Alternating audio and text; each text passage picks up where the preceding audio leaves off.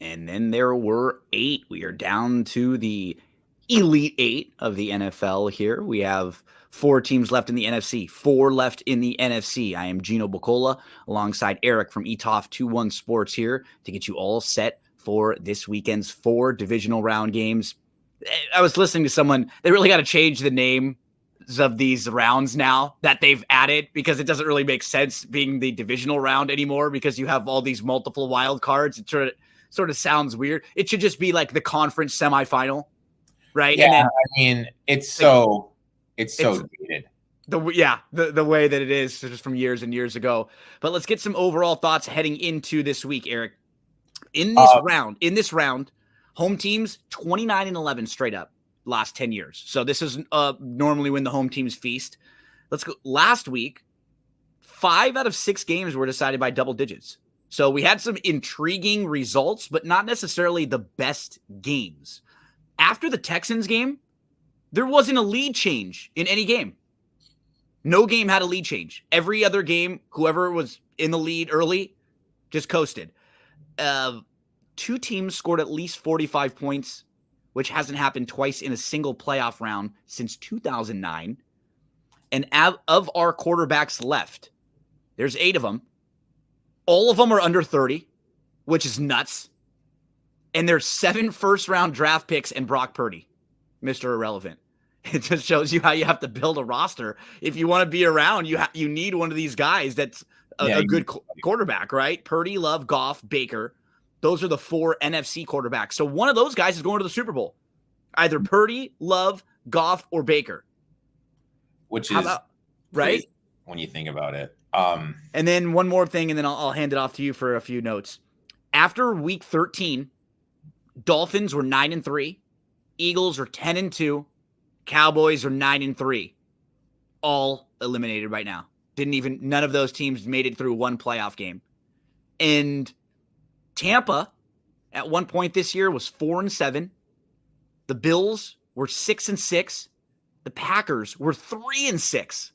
All 3 of those teams moving on to the second round. So we saw a lot of parity this year in the NFL. Yeah. Things that stood out for me. CJ's legit. It's going to be interesting to see how he looks like when there's a year of film on him, and if Slowick gets a job someplace else.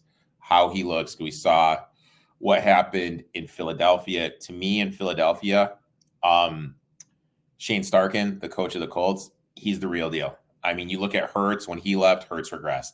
When you look at Herbert, he left, Herbert regressed.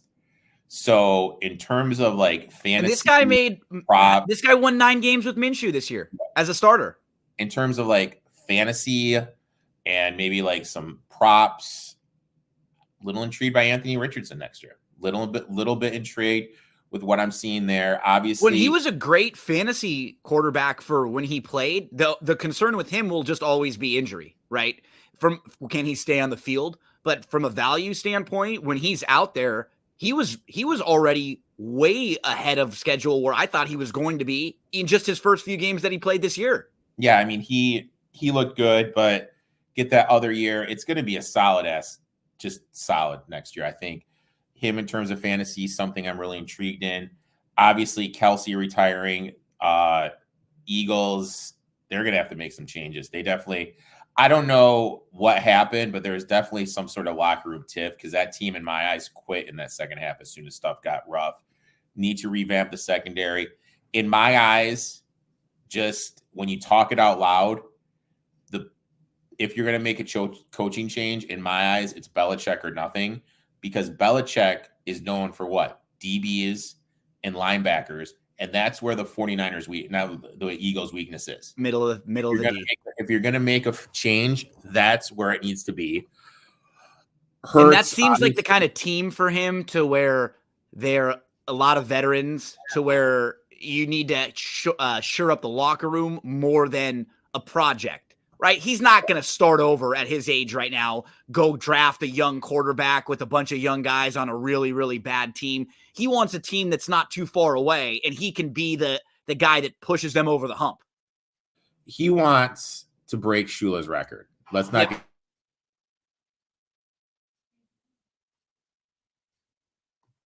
And I'm sorry about that. I accidentally hit mute. He wants to break Shula's record. Let's not get it twisted. And if he's going to go somewhere, that's going to be the best thing. But key thing with him is he's got to have his offensive coordinator on point. He can't go there with Bill O'Brien. He needs someone who can put together an offense around a mobile quarterback. They weren't rushing DeAndre Swift enough. Maybe bringing Greg Roman. I think that would be a good fit with what they have going on there.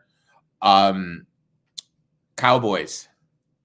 I know that McCarthy is getting a lot of flack, but everyone's hyping up Dan Quinn, saying they're going to go after him, saying they want him as a coach, going to be the new coach of Seattle. He didn't change anything. There was no schematic changes. No adjustments whatsoever. And for Green Bay was like, hey, you're not going to make any adjustments. We're just going to keep doing the same thing. They didn't make any adjustments. They didn't have to. And, I mean, that was just insane to me, how everyone's hyping Quinn up, and then you see that performance. The Lions game, look, it was weird. I don't know. I got so many text messages, so many love on social media. You tweeted at me. I didn't know what to do. I probably paced around 15,000 steps during that game. I was going to say, what was that feeling like for you, huh? I got a text message from some guy I haven't talked to since April of 2021. That's funny. I am worried about the second half, though. They started blitzing Goff a lot more. The Lions offense really did struggle. I will give Campbell credit. He won because he kicked field goals. Historically, he's always been go for it, but there were some critical times he could have gone for it, but he took the 3 points. He outcoached McVay in that game. That's why you won. McVay did the opposite, right? McVay had a couple of decisions. He didn't try to at the end of the half. He didn't even let Stafford go for it when he was cooking. You got to you got to give him an opportunity to take a chance there when you have plenty of time on the clock. And then messing up with the timeouts late in the game. Detroit was 3 for 3 in the red zone, and I think the Rams were 0 for 3. And even late when Detroit gets the ball back, you guys were aggressive enough to say, hey, look, we don't want to kick the ball back to them. Let's get a good play. We're not going to go deep down the field, but let's pick up this first down and win the game. I thought everything he did was pretty smart in that game. And my only concern for you guys moving forward, that was such an emotional, just like what you're saying.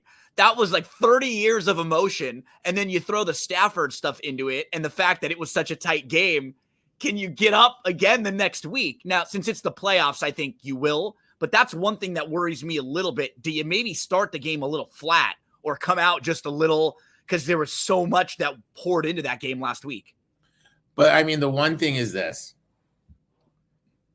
The Bucs defense on the back end is so weak. Beatable. Throwing the ball. I don't think it's going to be that big of an issue. And the way that Dan Campbell is. That's why you have a guy like that. He's not going to come into this game and let anybody be sleepwalking through your preparation all week long. Everybody's going to be up. And I don't think it's going to be that way. But it is worth mentioning because that was such an emotional few hours for all of the Lions fans. Oh, God. And I thought Stafford was going to get the ball back. It was a little weird. Struck me as odd that there wasn't more throws to Cooper Kupp. It kind of did show that the Rams do need to add another running back to piece with Kyren Williams. I know he had a good fantasy season. He got a little banged up. He's a little small. You needed that bruiser back. I don't even know who I could compare. Like a Mark Ingram type of a guy. I don't even know. Yeah, just someone to take some hits. Just someone that's built a little different than him. A Jamal Williams. Williams would be perfect there. Exactly. The Bills and Chiefs game, my comment is this. For those who don't know, when the ground is that cold, it's like you're being tackled on concrete. And I think it's going to be really interesting to see how bruised these guys are going into Sunday. We saw the Bills, especially the Bills, start to get a little rough toward the end. That's when the Steelers made their run. But anytime their offense needed to make a drive, they were able to make a drive, scored some points. Chiefs offense just isn't right. I know that was an impressive win, but there never was a time where Miami felt like they were in control. And I think if Miami Miami's kind of stuck right now.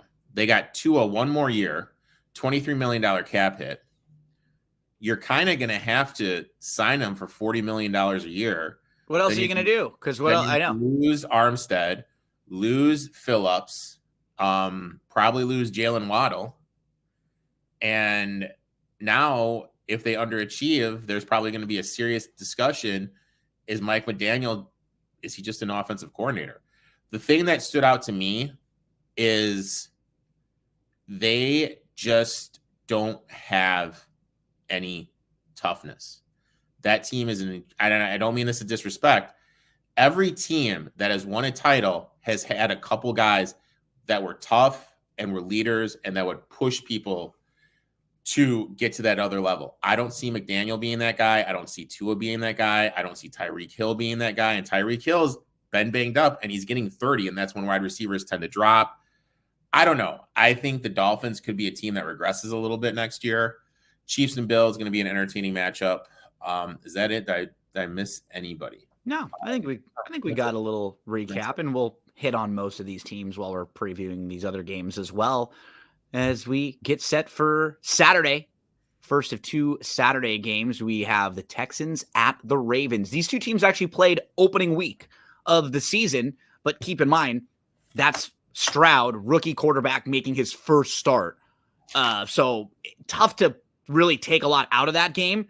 Honestly, it was 7-6 in the third quarter, and then it ended up 25-9. Both teams are just a lot different, though, than they were then.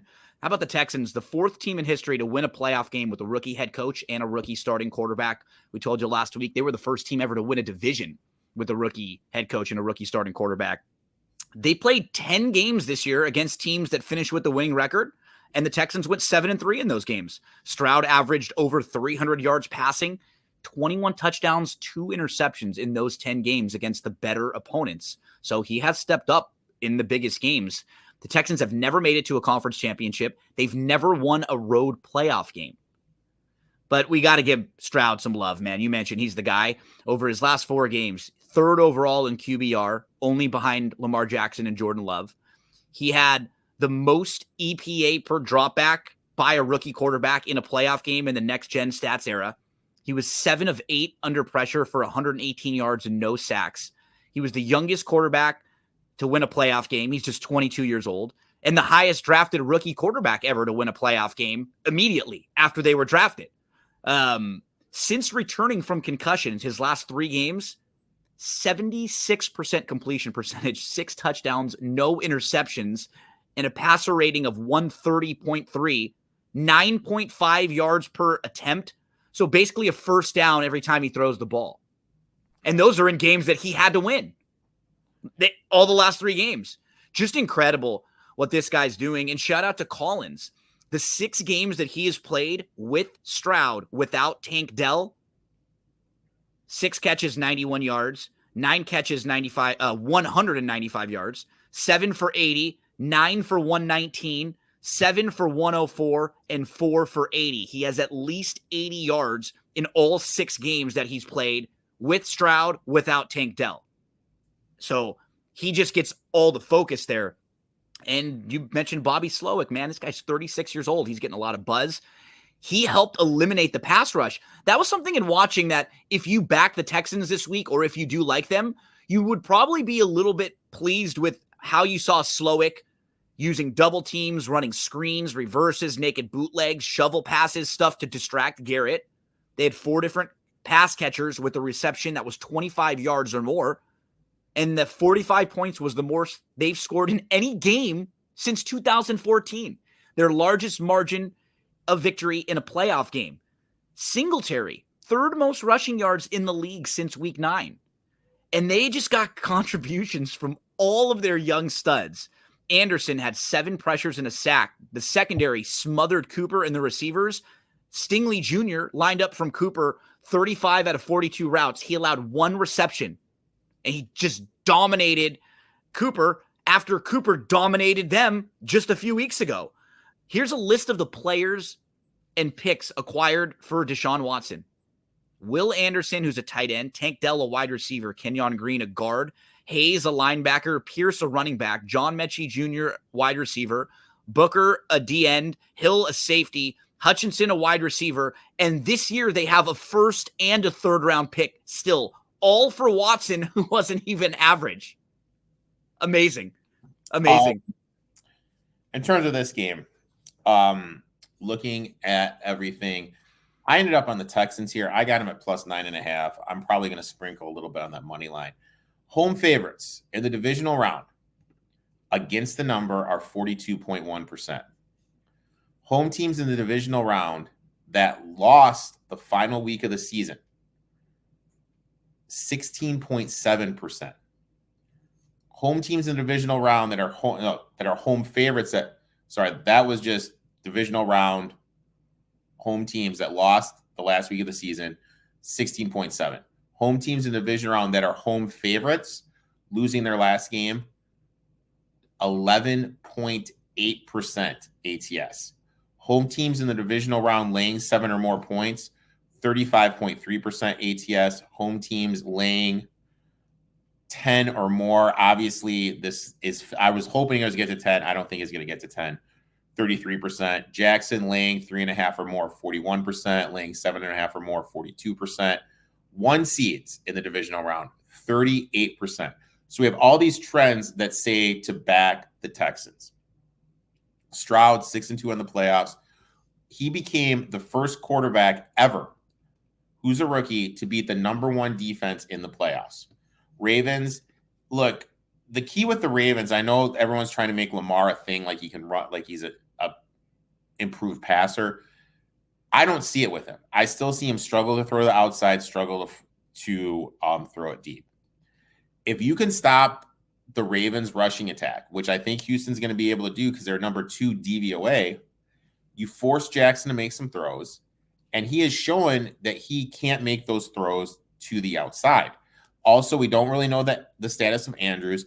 If Andrews comes back, because he did practice today, how is that going to disrupt the flow? I actually don't like it if he does, honestly. I think they were doing well with Likely, right? Will it disrupt it? Will it disturb it? I don't know. We've seen, though, that when players come back, it takes a little time for them to get going and how much he's up to game speed.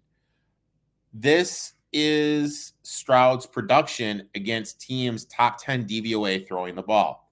Ravens, 28 for 44, 242 yards, no TDs, no interceptions. Steelers, 16 for 30, 306, 2 tutties, no INTs. Jags, 20 for 30, 280, 2 TDs. Jags, again, 26 for 36, 304, 2 TDs. There was that game against the Jets, but that game was when it was freezing rain and it was cold as hell. And that was the game he struggled, 10 of 23, 91 yards. But you have that, to me, that was more of a weather issue because the Jets didn't throw the ball. And that was a spot, right? Yeah, we played them ground-based attack. It was a really good spot for the Jets that week too, because the Texans were coming off of like a real big win the week before too. It was just, it was one of those games where it was almost like a scheduled L with the way it all. And then the Browns last week, 16 for 21, 274, 3 TDs. So let's take the Jets game out just because I'm going to count that up to being a weather issue. 106 for 161, 281 yards per game, no interceptions, and 9 touchdowns. Those are pretty good numbers. I think Stroud's going to have some success. Just with the trends, you got to take the Texans here plus the 9.5. I mean, and at the very least with this big number, and we'll talk about the next game too, with these bigger numbers and these quarterbacks that take shots down the field, these young guys, like you're at least ripe for a backdoor. You can at least be in the game where you're down 15 or 16 points and you can get a late garbage time score to cover the game. But I actually think this game and the game we're going to talk about next, that these teams do have a shot to stay competitive. You pointed out, you always have to look at the certain matchups now when we get to this point. Can there be places where they succeed? Houston has the number 1 defensive success rate against the run. I mean, they were the best team defending the run. If there's anyone that can slow them down a little bit and just make life a little more difficult for Baltimore, it would be this Texans defense. You also, this is a small thing, having a defensive head coach like Ryans, he's no doubt all week now, he's game planning in his head. Okay, how do I stop Lamar? What am I going to do to Lamar? I like having a guy like that when you play against Lamar and that type of a team, because he is going to be singularly focused on that. And then you've got Slowick, who can take care of all the offensive stuff, and he's done a really fantastic job with that. So, and now this Ravens team is a totally different team than the team 2 years ago or 4 years ago, or some of those teams that didn't do well in the playoffs. Remember, Lamar is just 1-3, and they've only averaged 13 points per game. So I'm not saying this is the same group of guys, but we just saw this happen with Dallas, Erik. All of a sudden, if you have a slightly slow start because you've not played in a few weeks, and maybe you're not quite as sharp, and maybe Houston scores, and all of a sudden you're down 7 or you're down like 10-3, and then that stuff starts to seep into your head a little bit, right? Like with the Cowboys, we saw it. When they were down 14, their entire stadium gave up. They thought they were done right away. And, but people are fighting fans. I mean, it was a cluster. You start to wonder. So with this team, shout out to the Ravens. They were awesome this year. They finished with the highest point margin in the league. They won 6 of their last 7. They led the league in sacks. The defense was 6th in EPA per play among all teams in the past 10 years. That's how good their defense was. 2nd best in the league in the red zone. Tied for a league best 4.6 yards per play allowed. Top 10 defending on 3rd down. I'm not knocking them as a team at all. I think this number is a little bit big. We have a few reasons to think that Texans can maybe have some success in this spot or in this situation. We're both on the Texans at plus the 9.5. Let's move along, Erik. Game 2. Man, Jordan Love coming off a fantastic game where they beat up the Dallas Cowboys. Your Green Bay Packers are a 9.5-point underdog. So same line right around in these first 2 games where you have the number 1 seeds coming off a bye, facing a team led by a young quarterback, and they're both about a 10-point spread. For the Packers, Jordan Love, 2nd in QBR since week 10. He has 21 touchdowns and 1 interception. So if you just watched last week, or you haven't been paying attention to the Packers a whole lot, and you saw that game and you're worried that Love cannot sustain that, let me tell you, they could get beat by 40 in this game, and maybe Love has a bad game, but he has played like a top-tier quarterback now for a large sample size. This isn't like a fluky game he had last week. He has legitimately been really, really good now for a long stretch of time. And in the last 9 games, they're 7-2. Very, very important. His passer rating last week was the highest in a road playoff game in the Super Bowl era. Number 1 graded quarterback of the wild card round. He had the highest added EPA per dropback of anyone, and it was the 6th most in a game since 2016. This was the most efficient game for any quarterback this year based on EPA per pass play last week in the playoffs. He completed all 4 passes under pressure for 114 yards and a touchdown. My guy Dobbs, he had a good game, man. He had all 6 catches. He caught all of his targets, 6 catches. 5 of them went for 15 yards or more, which was tied for the most in the wild card round. 151 yards on just 16 routes run. And then Jones. See, when you have the running game here, this year where they struggled, it was when Jones was hurt for a lot of the year, and they couldn't run the ball at all because Dillon wasn't much. And then teams could really defend them, make it tough on Jordan Love. When you have Jones running this well, he had 4 runs of 10 or more yards. 43% of his carries were converted into a first down or a touchdown. That was the highest rate among qualifying running backs last week. He's now hit 110 yards each of the last 4 games after nobody hit 100 yards for the Packers the first 14 weeks. Last week, they scored on drives of 3, 5, 8, and 10 plays. Quick strikes, long drives. They scored touchdowns on 6 of their first 7 drives of the game. Unbelievable. Now, for someone who likes Green Bay overall as a team and did back them this week, it does scare me that a lot of their things went so efficiently. But I'm kind of looking at this game very similar to how we talked about the first one, and I'll get into some things here and there that there are spots where Green Bay can hit San Francisco, and San Francisco is better than Dallas, no doubt. And this is a very, very good football team. But the one thing I look at with San Francisco, their defense they were not fantastic defending the run. That's one thing where they really struggled. And honestly, their defense overall, their defensive success rate, they were number 16. The Lions were graded as a better defense than the 49ers were this year. I think because their offense is so good, we still think of them as this really, really incredibly dominant defense. They weren't quite that way this year. But man, this 49ers team is a very, very good football team, Erik. And I wanted to give them as a team a lot of love. They're ranked number 1 in EPA per play, success rate on offense, dropback EPA, dropback success rate, rushing EPA, rushing success rate. Literally every, on the website that we look at for the EPA metrics, every offensive category, they're number 1. It's pretty phenomenal.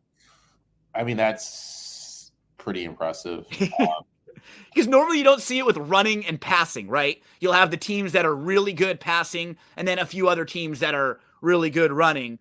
But this team, Shanahan, they're just really good. They're a really good football team. So in terms of this game, all the trends, I'm not going to repeat them about the 1 seed in this matchup, play true. We need to remember LaFleur, 21-10, 68% ATS as a dog, which is absolutely insane. When looking at this matchup, this is what I think. The DB, I still question the secondary. I know DVOA has them high, but I still have questions about the secondary. Oh, me too. With the 49ers.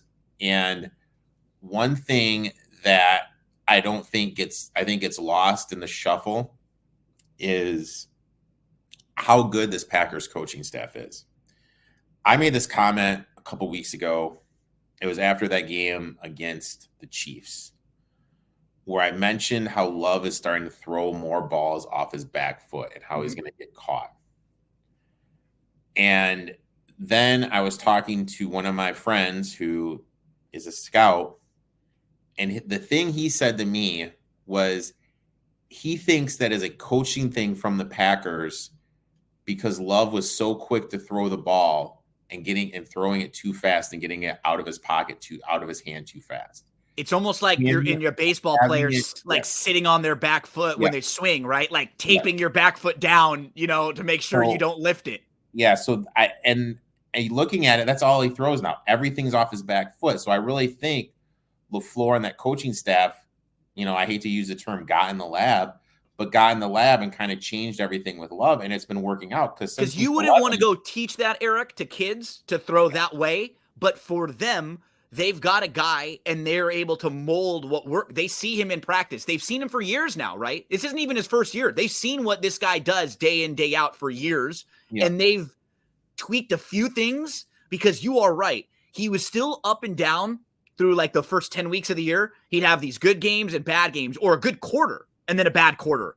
And then it just flipped. It really flipped around week 10 or week 11 to where this guy's not. He had a couple bad quarters against the Giants, but even in the games they lost, he played really well. He has been sharp, not making mistakes. And I like the things that you talk about. His guys like him. You hear stories. They joke with him. They make shirts. He's like a corny guy. He's not a bad dude at all. It was so stupid. He calls being tickled, being like, it's like he's got a name for it. And the guys were all laughing at him and they all wore t-shirts about it on the plane and they were joking. Like there's this great energy around this team right now. And you almost wonder if it's a lot of it was Rodgers being removed, because he's a much older, and whether you like or agree with the stuff that he's said, the last couple of years, the perception of him has changed. But more than anything, he's like a generation older than these guys. This is a young team. He may just not have been connecting with them, and Jordan Love is, man. And they were up 48-16 at one point. And for all of the concerns I have about their defense, it's very valid. They could have a miserable time trying to stop San Francisco. If the 49ers are on and humming, Green Bay's not going to be able to do a whole lot to stop them. But keep in mind, this is a defense that has some holes, but they have talent. there's a lot of first round and high level blue chip prospect talent on this team. So it's not like they're incapable. They've just been inconsistent this year.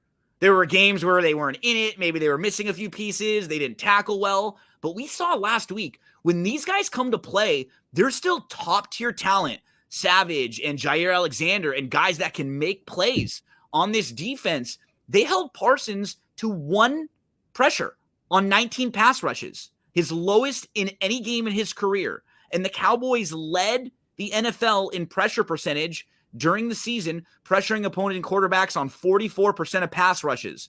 Sunday, 4 out of 21, and they blitzed 10 times. So a bunch of pressure, and Love either got rid of it or the offensive line did a fantastic job. I was so impressed with that game, and I do think there are a lot of things they can take out of it and use. How about this one? That was the best passing game based on DVOA in franchise history. A franchise that had Brett Favre and Aaron Rodgers. And that game was better just based on single game DVOA than any game those guys ever played, which is just nuts. When you think about it. And also, 49ers are just middle of the tier defending the rush. Yep. You look at what Aaron Jones has done his last 4 games, all of them over 100, averaging $119. If he runs over 100 yards, the Packers are going to cover this game. Absolutely. CMC is a little banged up. I know you can run on him. My worry with the 49ers is the health. That is legitimately my worry. CMC, Trent Williams. I think LaFleur is going to be able to scheme enough to keep this game competitive. And I think this is going to be another game that comes down to the last possession. I probably see this being a 7 to 3 point win by the 49ers. Yeah. I think so too. But what you're saying here, there's enough, and this isn't even one of those for me where, and I don't think either of the games are, where it's just like, the number's so big that I just think this team could backdoor. There are absolutely versions of this game that Green Bay wins. Like, yeah, they play. They're going to need, Love's going to need another game. They're going to have to keep the defensive line. And they're going to need a few bounces. Like, they're going to need Purdy to make a bad throw or two, a pick. There's going to need to be a fumble from the 49. Like, something like that, or a couple things are going to need to happen. But it's not as if Green Bay can't win this game, because they have a guy. And this is what I love right now with both of Stroud and Love. Maybe they regress this week against these better teams and they don't have as good of a game as they did. But with both of these guys right now, there might be this ceiling that we don't even know is there yet. That's what happens with these young studs, right? When you've got a young dude, we saw it with LeBron and with Kobe and these guys in basketball, or you see it with Mahomes. When someone's farther along than you think, and they can do things you're not projecting,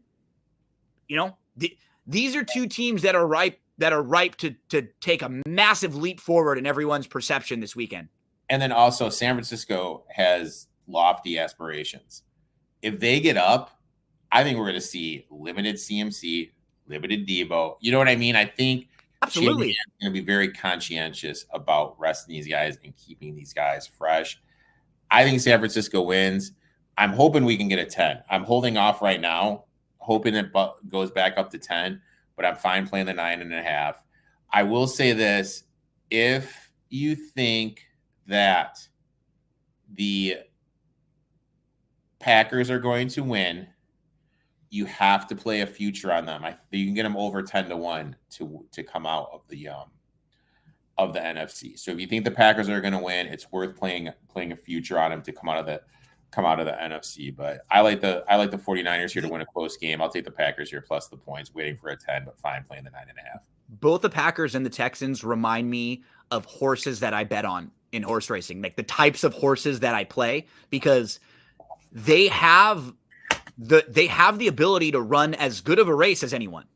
They just don't do it quite consistently yet because they're younger, or they have reasons, or maybe they're a front runner and they've been in races where there have been other front runners, or maybe they're a closer. You look at this Green Bay team this year, they have a very well-balanced offense now. They can run the ball. They can throw the ball. They have a bunch of different playmakers, good receivers, good tight ends. And then defensively, they have holes, but they have some top-tier talent.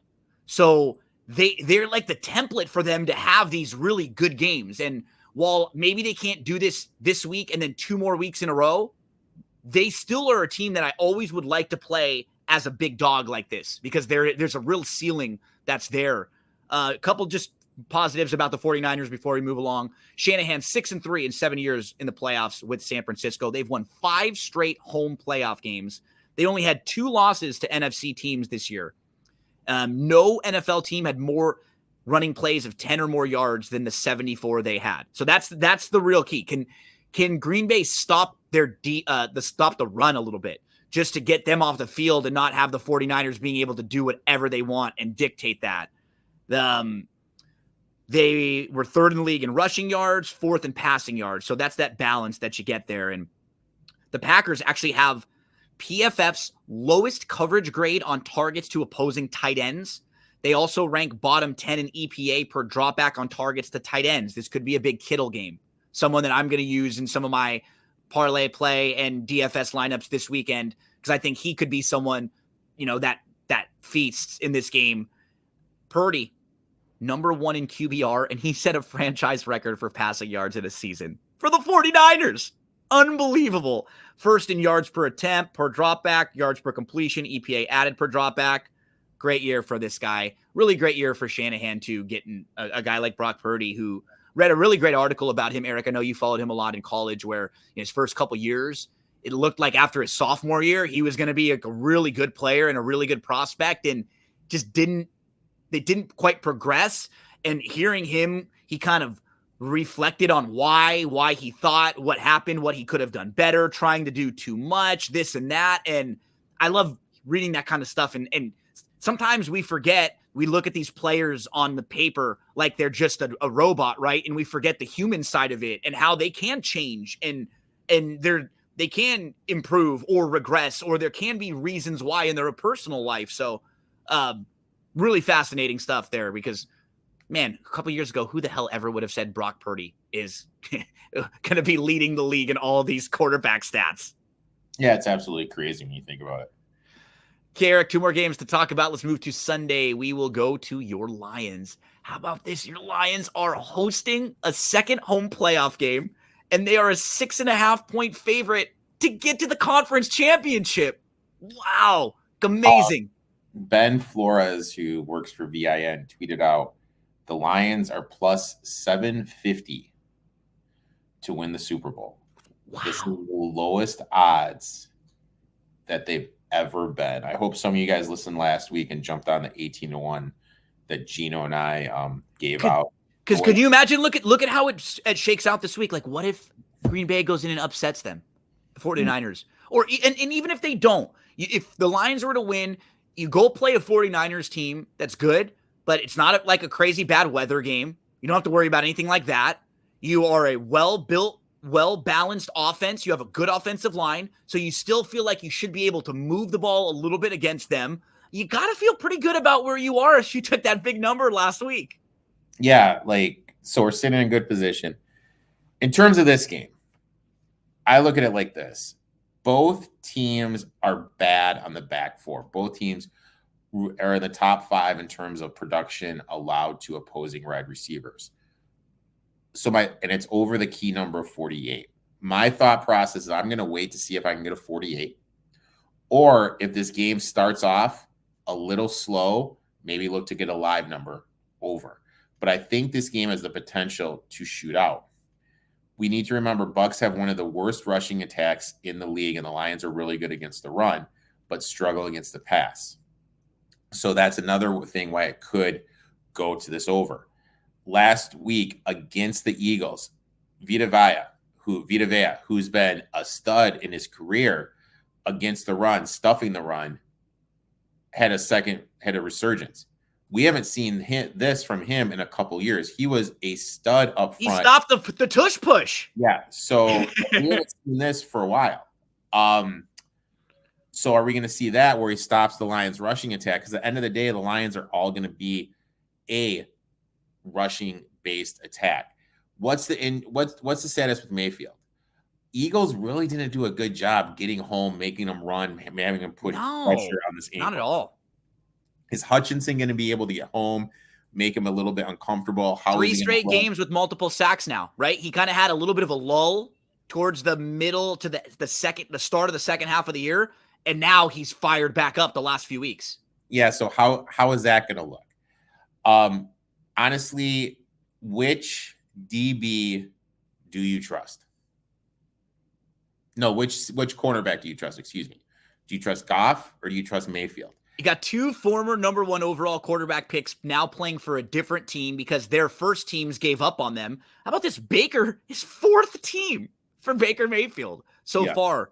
And man, it was one of his best games ever. He has 2 playoff wins since 1995, and the Browns have 1. The guy they gave up on. He has 1 more playoff win than Lamar, Justin Herbert, and Tua combined. I know, which is absolutely crazy. And props to Baker. We need to remember when he was with the Panthers, he was practice squad defensive lineman. He was terrible. And it took maybe just going to McVay and things kind of his mental space. He's given McVay credit for being where he is. In terms of betting wise, look, I did this. Laporta's number opened up 40.5. They took it off the board. It dropped down to 35.5. I actually bet it at 40.5 and 35.5. Bucks allow the 3rd most yards per game to opposing tight ends, 63.4 yards per game, allowing 10.6 yards per reception. Last game, Laporta only had 36 yards on 4 receptions, but he had an insane 11 targets. With the way the Lions play offense, everything's funneled in the middle. That's why Laporta and Brown are their centerpieces. Laporta second in the Lions in targets, 20% target share. Also, Laporta's gone over this total 10 times. I really think he is in line for another big game, and he's going to get in week to get healthier. So I'm going to take Laporta over the 40.5, 35.5. I like it. I'm going to play it. I'm going to ladder this one. I like it. Like I said, I played the 40.5. I gave that one out on my stream, dropped down to 35 just because of the injury concerns. I'm going to play that as well. My other one is I bet Mike Evans over 64.5. Yeah, that's the one I'm going to attack too. Go ahead. Give up the 3rd most yards per game to opposing wide receivers, 181.2 yards per game. 16th DVOA defending the wide receiver, 23rd DVOA defending wide receiver ones, and 29th DVOA defending the deep pass. Last five wide receivers they've played: Puka 9 for 81, Jefferson 12 for 192, Lamb 12 for 227, Jefferson 6 for 141, Judy 3 for 74. That is 8.4 receptions for 163 yards per game. Evans went over this total of 10 games, leads the Bucks in targets with a 24% target share. He's averaging 70 yards per game this season. This Lions secondary is bad. It can be thrown on. Give me the over 64.5. Yeah, just a couple other notes on this one. Baker finished with 337 yards, 3 touchdowns, no interceptions, scrambled for 16 yards and 2 carries. Only the second ever Tampa quarterback to pass for 300 yards in a playoff game. Just him and Brady did this with rib and ankle injuries. His personal physiotherapist visited twice during the week just to get him extra treatment. 5 different receivers had at least 45 yards. But you mentioned they need more from Evans. He's got a great matchup too. Both of the guys he's going up against that you pointed out, they're 5'11", and they're low-graded players by Pro Football Focus. And you just pointed it out, 181 yards for Puka last week. Tampa, though, had 426 total yards, 23 first downs. They were really good last week. It's just so hard to tell. Was that because they played well, or was that because they played against the team that just gave up? I mean, Philly was 0 for 9 on 3rd down and 0 for 2 on 4th down. They just were bad. Tampa had 10 unblocked pressures, which was tied for the most by any game, tied for the most in any game by a defense this year. But they have won 6 out of 7 games. And one thing they have to work on, though, they need to try a different strategy. They blitzed opponents 40% of dropbacks this year, which is 3rd most. Goff was very good against the blitz this year. He was 7th in the league, averaging 7.5 yards per attempt. So it's normally been, hey, put pressure on Goff, but you guys the Lions have a good enough offensive line to where they can buy him an extra second or two. So if you send an extra at him, he'll pick you apart. He is very accurate, and he's a great thrower down the field. He's just not elusive, right? So that's the difference. He can make the big throws if he has the time. He can't really buy himself the time, and that's what's nice about the Lions. They buy that time for him. Tampa was 8-1 against the spread away from home this year. Dude, this team was $80 million in dead cap money. They were supposed to be the second worst team in the league. They were picked to tank for the number 1 overall pick. And at one point, they lost 6 out of 7 games during the year. And now they're here, one of the final 8 teams. Shout out to them. They did a fantastic job. A couple other things for the Lions before we move on to our final game. Lions, top 5 in yards per play, scoring offense, passing yards, rushing yards. Top 5 in EPA per play, points per drive, EPA per rush, EPA per drive, passing success rate. This is a good football team. And now you just see the way they've been built. Here's your last 3 years, Erik. Here's how your roster was built. 2021, Sewell, St. Brown, Derek Barnes, McNeil, Melifonwu, Jacobs. 2022, Hutchinson, Williams, Pascal, Kirby Joseph. 2023, Gibbs, Laporta, Branch, Campbell. Just incredible. A lot of those moves hit. Very few of them didn't hit. And you see Amon-Ra St. Brown. 7 catches, all of them resulted in a first down, most by any player last week. They scored touchdowns on their first 3 possessions. And then when they got stagnant and the defense needed to step up, they did. That's the mark of a good team. Defense did not let the Rams score a touchdown 3 trips into the red zone. And Hutchinson, on top of the couple of sacks, he was the reason why the Rams weren't able to kick a field goal. He was the one that forced that offensive holding penalty call, and that bumped the Rams back, and that forced them to punt, and that gave the Lions the ball and the chance to run the clock out. After starting 4-19-1, Dan Campbell has this team in the right direction, man. Final of 4 games to discuss, Erik. We got a good one, too. We got the Chiefs at the Bills here. Bills have now won 6 in a row, and these 2 teams have developed quite a fun rivalry over the last couple of years. Bills have won 3 straight regular season games against the Chiefs, but the Chiefs have won 2 straight playoff games. But the last 5 times they've played, they've all been in Kansas City. This will be the first time they're playing in Buffalo, and this is the first road playoff game Mahomes has ever played in, which is it's just crazy to think about. But man, it's coming into this game, you cannot talk about this game without talking about how bad of a week it was for the Bills with the injuries. They had 3 leading tackler Bernard, nickelback Taron Johnson, cornerback Benford, all couldn't finish the game. 5 of their defensive starters from the regular season finale against Miami are injured and in jeopardy of being unavailable. And on top of that, 3 backups, all defensive players. The defensive line and the safeties, they were the only starters that were on the field at the end of that game. Everybody else was replacement players. AJ Klein was signed to the practice squad last Thursday. Him and his family were getting ready to go to the Florida Keys. He was done. They cut him a month ago, like 6 weeks ago. He thought his career was over. They call him up on Thursday. He ends up making a game-high 11 tackles. It was the most he's made in 3 years. He's only had 1 game in his whole career where he had more than 11 tackles. And he gets out there last week coming off the couch. I mean, they got up 21-0 and then they coasted, but they got 14 points off of turnovers alone in the first half. This is going to be a game, though, where I think both of these quarterbacks, I got a feeling they're both going to run a lot. In particular, Josh Allen, this is when he usually does run a whole lot, Erik. He's doubled the EPA of any other quarterback on designed carries and scrambles this year. And in the last 3 games, 12 carries, 15 carries, and 8 carries, at least 67 yards rushing in each of the last 2 games. And in his 9 playoff games, Josh Allen has 20 touchdown passes and 4 interceptions. But to me, the 2 biggest things to talk about with Buffalo are the injuries and, Erik, they're only coming off of 5 days rest.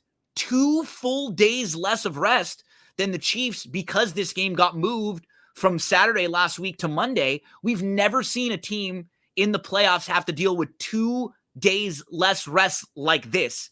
So that's a big deal, especially with the injuries they have. I look at this game like this. Chiefs are 27th DVOA versus the run.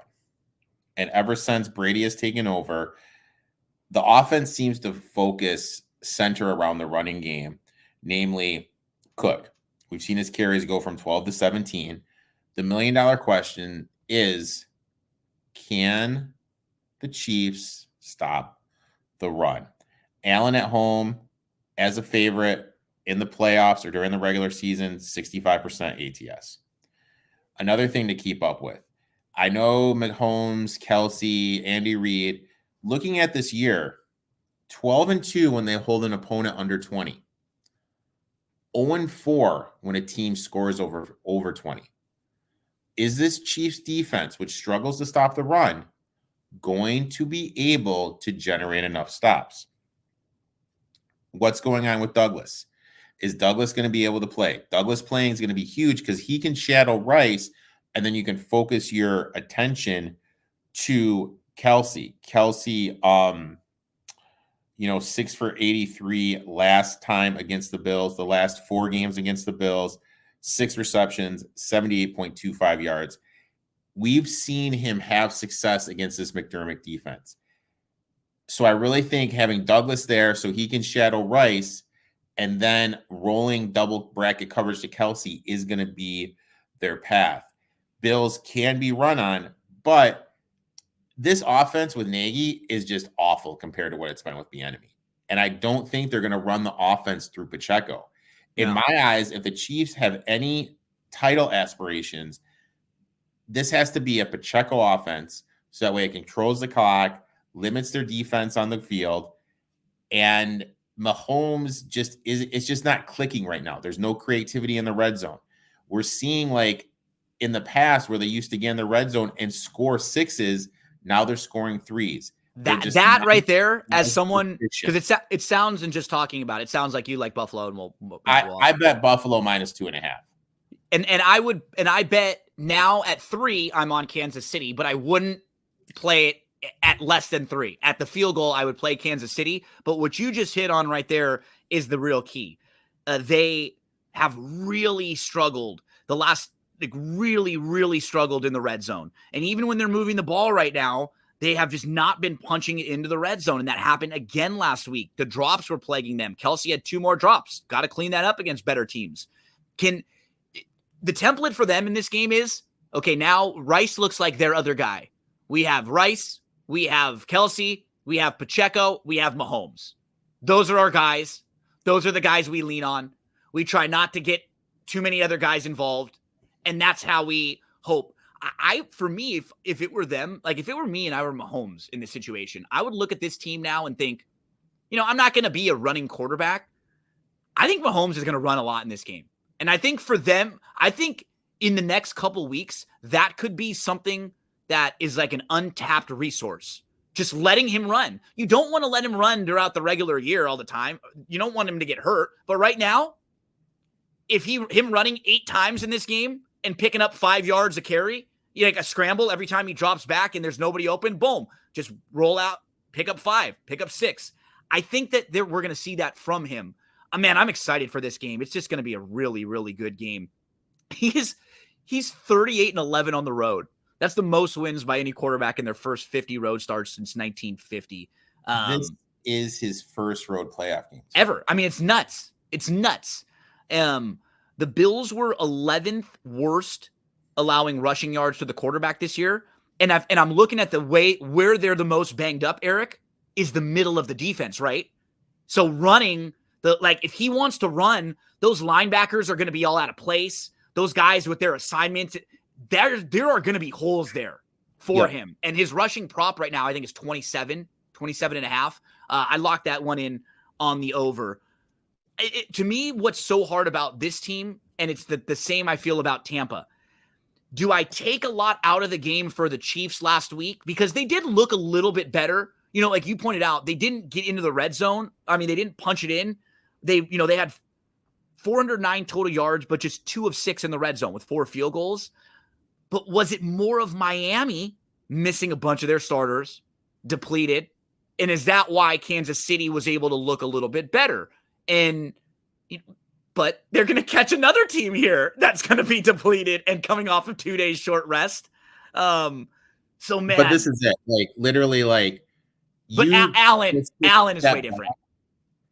And if Buffalo is going to win a title, I think this is going to be the year. Yeah. It set up very well for them again this year. The main thing for them is Gabe Davis coming back. That's another playmaker. Diggs, got to get him engaged. Obviously, there's some sort of issue going on. I don't know if he's pissed off at McDermott. No, just he's weird. Pissed off because the offense is running through James Cook now. But the offense has been a lot better when running through James Cook. That's something we need to remember. I think that the Bills are live here. I like the -2.5. Right now at 3, I wouldn't do anything. But we need to remember this. This should be a back and forth game, and you're going to be able to get plus money on both sides. Yeah.